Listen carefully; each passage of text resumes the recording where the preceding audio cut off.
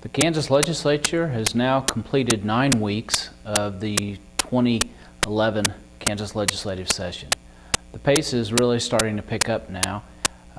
One of the things that Governor Brownback asked the legislature to do back in early January was to make changes in this year's state budget so they could close the gap for the projected $500 million deficit.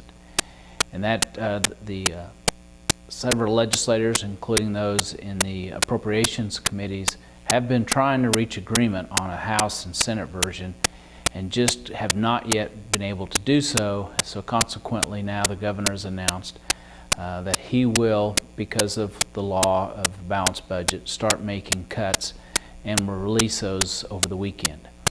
But nonetheless, the budget process is continuing now for the next fiscal year, which will start on July 1. There's been some movement on several bills that have been of interest to the Kansas Livestock Association and the business community as a whole.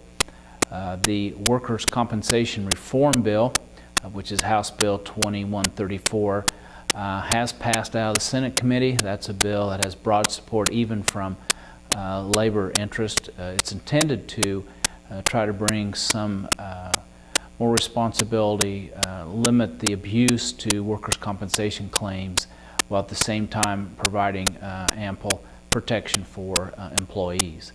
Another bill dealing with labor is the Unemployment Insurance Trust Fund.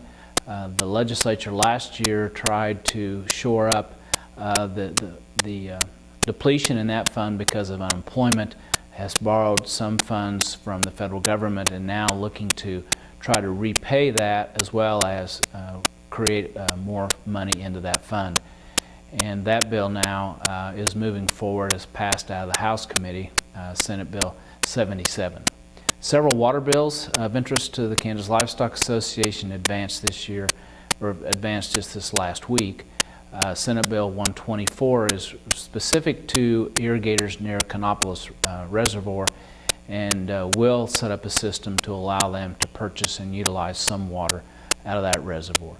Another bill dealing with conservation is a bill to put back in place the water conservation program by the Division of Water Resources that will allow water users, water right holders, to put their water right into a program for 10 years with the agreement not to use it, and that therefore not lose their water right because of non-use. That bill, which is Senate Bill 191, is passed out of the Senate committee. Probably the biggest attention this week in the agriculture and business community was a hearing on an immigration reform bill or a new state immigration law, House Bill 2372, which is really patterned very similar to the Arizona law that's been passed and has proven to be quite controversial. This hearing ended up being nearly 4 hours. The room was packed with folks spilling out into the hallway. Nearly 40 people made testimony, made comments regarding the bill, and the strong majority of those that participated were opposed to the bill. Kansas Livestock Association was one of 20 groups, agriculture groups, business groups, Chamber of Commerce, local governments, and others, who voiced opposition to this proposal. The proposal has a requirement for participating in a federal E-Verify program in some cases if the entity does any business with the state, and very costly penalties for non-compliance. The bill also will allow local law enforcement officials to question or enforce immigration status if they make a legal stop on someone and they suspect that the person may not be an authorized resident. That proposal has really gotten the attention of many local law enforcement and local governments because it would be an added cost and burden to them as well.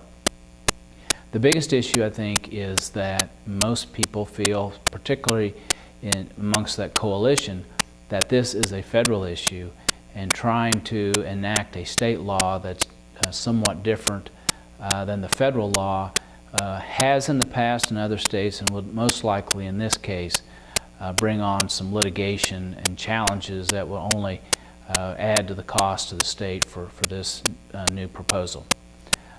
One interesting conferee was a person representing the Arizona Employers for Immigration Reform, who provided comments about what their law has done to them.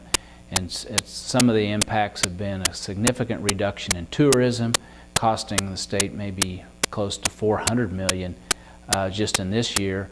Their unemployment rate has actually went up since they passed the bill, and the overall negative impact is projected to be $54 billion, which confirmed what most of the business community has advocated, that this is not a good approach, and we should really ask and demand that our federal lawmakers make this necessary reform.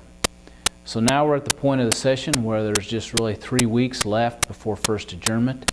A lot of these issues and others will receive considerable attention here in the next week, and we'll be happy to make that report in the very near future.